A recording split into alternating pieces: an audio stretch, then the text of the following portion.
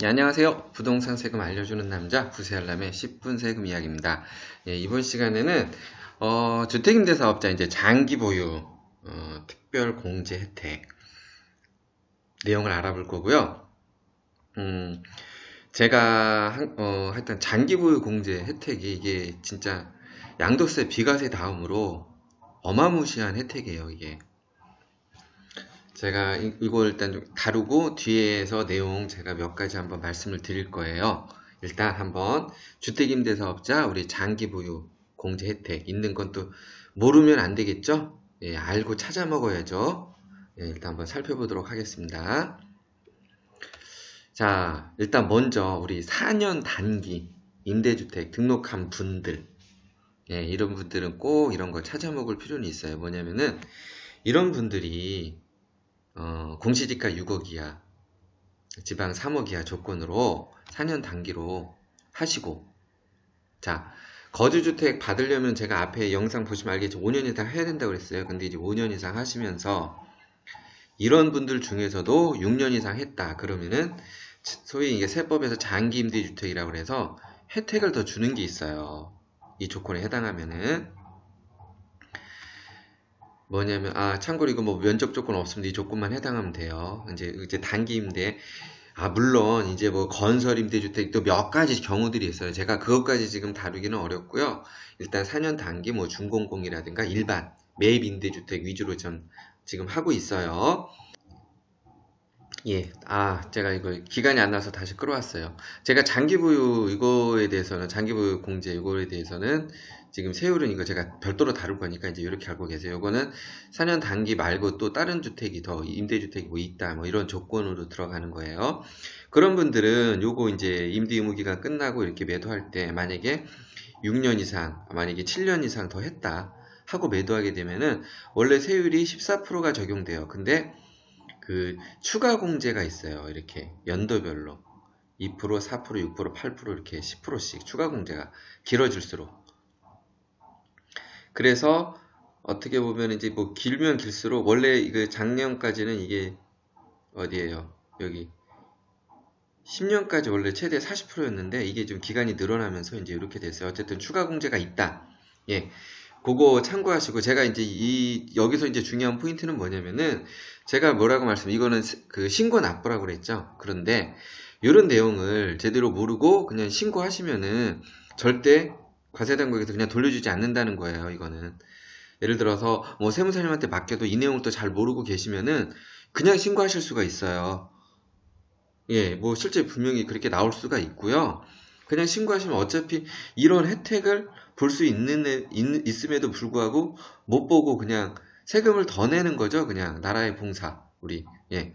그러니까 요거 혹시 주위에 4년 단기 이런 거 하시고 좀 기간이 더 있다 이러신 분들은 꼭 한번 이런 그 말씀을 해주시고 이런 영상 한번 보시고 좀 감안하라고 얘기하시면 됩니다. 이런 거는 제가 뭐니 했으니까 찾아 먹으라는 겁니다. 이런 거는 찾아 먹어야 된다는 거예요. 누가 찾아주지 않아요. 자, 그런데 이게 이제 조건이 붙었어요. 뭐냐면 4년 단계로 해도 이제 2018년 작년 3월 31일까지 주택임대사업 등록주택에 한해서 요 추가 공제가 됩니다. 원래 계속 되보다가 이게 쏙 이제 조문이 하나 이제 들어갔어요. 그 4월 1일 날 이제 5년에서 8년으로 늘리면서 이 주문이 들어갔거든요. 그러니까 요 내용 3월 31일까지입니다. 4년 단기는. 그럴 때 이런 공제, 그러니까 요거에 해당하는 분들은 요런 거 꼭 잘 찾아서 예, 세금 절세하는 데 도움이 됐으면 합니다. 자, 그리고 이제 본격적으로 자, 요 부분 보면 됩니다. 자, 그 양도세랑 종부세는 제가 이제 다뤘고, 이제는 제가 이제 장기보유 공제 다루는 거예요. 자, 이제 조건을 볼게요. 장기보유 공제는 일단, 보유 공제에 대해서는 이런 금액 조건은 전혀 상관이 없어요. 금액 조건은 상관이 없고, 전국 적용입니다. 전국 적용. 자, 볼게요. 예. 주거 전용 면적 85제곱미터 이하, 수도권 외, 읍면지역은 전용 100제곱미터 이하 조건에 해당이 되고, 주택가액 이건 해당 없습니다. 참고로 이제 이 주택가액은 나중에 이제 거주주택을 비과세 받느냐 마느냐 이제 이런 조건이 들어가는 거고요. 물론 이렇게 등록했는데 이게 넘잖아요. 근데 거주주택 비과세는 안 된다고 보시면 돼요. 예, 그걸 좀 같이 병행해서 생각해야 돼요. 이건 주택가액 조건이 없었어요. 그 대신 8년 장기 임대, 8년 이제 중공공으로 해서 8년 이상 하면은 8년 이상에서 10년 미만 시 50%. 원래는 이걸 70%로도 해주려고 했다가 이제 50%로 그냥 고정됐어요. 10년 이상 70% 장기 보유 공제 혜택을 주겠다는 겁니다. 요렇게 이거는 면적 조건, 금액 조건하고 상관없이. 근데 이게 이렇게 전국적으로 이렇게 적용되다가 요 내용도 제가 이제 그 4년 단기는 아까 그냥 끝난 내용이에요. 이제는 8년 이상 그거로만 이제 보시면 돼요. 이 내용이 이제 이렇게 쭉 왔어요. 오다가 이거 예를 들어서 내가 1억 양도 차익이라면은 7천만 원을 내가 공제를 하고 세율을 계산하기 때문에 작은 혜택이 아니에요. 그런데 이제 이 혜택이 오다가 2018년도 9.13 대책이 한번 또 나와요. 여기서 뭐가 나오나 한번 보겠습니다. 자, 9.13 부동산 대책이 이제 나오는데 제가 참고로 10년 여기 장기 임대주택은 8년 준공공으로 해서 또 10년 동안 할 수 있죠. 이제 그거랑 또 100% 감면주택 있죠. 제가 100% 감면주택은 별도로 다룰 겁니다. 그거 가지고 계신 분은 한번 나중에 이거 좀 참고해서 보세요. 자, 이런 경우에는 자, 기존 이제 이렇게 대책도 이렇게 나왔어요. 국민주택 규모 이하 면적 조건에 해당 시에는 자, 장기 보유 공제 최대 그러니까 10년 70%였죠. 조건이었지만은 주택가액 기준을 신설하겠다. 자, 어떻게 신설했냐? 근데 이 조건도 이제 면적 조건뿐만 아니고 요 공시지가 조건이 같이 들어간 거예요. 수도권 6억, 지방 3억. 물론 100% 감면주택도 이제 요 조건이 같이 들어갔어요. 그건 제가 별도로 다룬다고 했고요.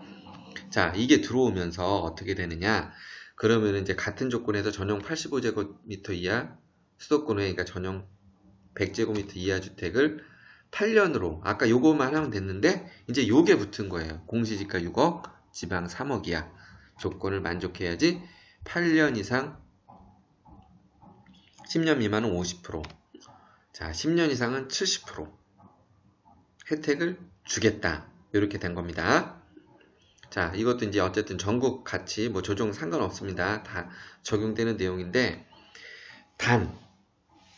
이 부분에 이제 단서 조항이 또 있어요. 이거는 2018년 9.13 대책 발표 후 취득주택이에요. 이제 처음 접하시는 분들이 이런 거는 참 이해하기가 좀 힘든 부분이 있어요. 근데 이제 이 내용을 이제 그냥 보도자료 뭐 읽는 수준으로 가면 안 되고 이거를 이제 이해를 하셔야지 거기서 이제 방법들이 나오는 거예요. 자, 취득주택에 한해서 이렇게 된다는 건 뭐냐면은 자, 발표는 났지만 이 이후에 하는 거는 하되 이 발표 후 취득주택이라고 했어요. 그래서 발표 전에 9.13 대책 만약에 발표 전에 이거 계약 체결을 하거나 계약금 지불 시 만약에 보유하고 있던 주택에 대해서는 기존대로 그거는 아직까지도 유효하다는 거예요.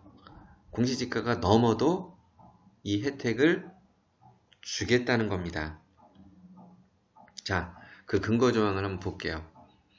이게 9.13 대책 때 이렇게 나온 거예요. 쭉 나왔는데 기존에 이거 100% 감면주택도 있었고 이제 이게 뭐 그 10년 미만 그러니까 8년 준공공해서 뭐 이렇게 하면 10년에서 70% 했는데 개정해서 주택가 기준 신설이라고 그랬죠? 예. 수도권 6억, 비수도권 3억이야. 자, 적용 시기는 대책 발표 후 새로 취득하는 주택이라고 분명히 명시돼 있죠. 그리고 발표 전에 뭐 계약을 했건 뭐 어쨌든 있는 주택에 대해서는 중종규정 그대로 적용하겠다. 그 얘기 뭐냐면 가액 신경 안 쓰고 해주겠다. 네, 어쨌든 이건 이제 전국적으로 이제 이렇게 적용이 되는데 일단 조정 대상 지역 있지 않습니까? 조정 대상 지역에 지금 이거 6억 뭐 이렇게 3억 강화가 됐지만은 충분히 뭐 다주택자 있을 수 있어요. 이게 해봤자 9.13 8월 9월 13일 전에 지금도 아직 요소요소에 이런 숨은 주택들이 좀 많이 있을 수 있다는 거예요. 설령 조정 대상 지역에 해당하더라도 예, 이렇게 공시지가가 넘어도 이런 혜택을 볼 수 있다. 이런 분들은 어떤 분들이 보냐면요. 조정대상 외지역도 되지만 왜냐면은 조정대상 지역에 만약에 다주택자라고 보세요. 한 세네 주택 있는 분들. 이분들은 각각 매도할 때마다 어쨌든 다 중과예요. 중과를 받아야 돼요. 하나 남을 때까지만. 근데 세금이 만만치 않죠. 근데 이 부분을 잘 활용을 하면은 9억이 넘더라도 근데 제가 말씀드렸죠. 취득일자가 언제냐. 그걸 잘 보셔서 9억이 넘더라도 이걸 또 무조건 하라는 따기보다는요. 이걸 이거 계산을 잘 하셔야 된다는 거죠. 이게 유불리 따져서 충분히 왜 이렇게 하면은 기존 주택은 뭐 중과 받더라도 요놈 의무기간 끝나고 한 놈에 대해서는 이렇게 장기 보유 주잖아요. 예, 이거 작은 혜택이 아닙니다. 예, 이런 부분 이용할 수 있고요. 그래서 뭐 지금 제가 장기 보유 쪽에서 뭐 잠깐 언급을 하는데 이제 조정 대상 지역 그 좀 강화는 되고 있지만 여기 주택 가지고 계신 분들 있잖아요. 뭐 옛날에 좀 보유하고 계신 분이나 실제로 주택임대 사업만 잘 알아놓으면은 분명히 요소요소에 필요한데 이용할 때가 있습니다. 어차피 내가 여기 중간을 많이 때리고 매도를 하느냐 그거는 이제 판단할 문제고요.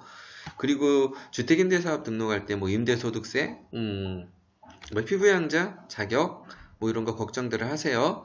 자, 근데 여러 가지 이제 주택 그래서 양도 차익이나 이런 거 봤을 때 크게 이쪽은 영향이 없을 수 있고요.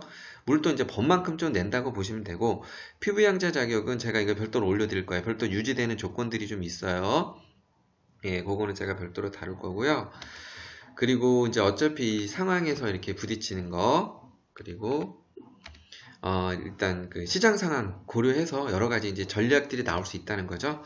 지금 이제 요즘은 이제 그렇게 이제 필요한 때라는 거고, 오히려 제가 볼 때는 조정대상 지역도 조정대상 지역이지만 조정대상 외 지역 있지 않습니까?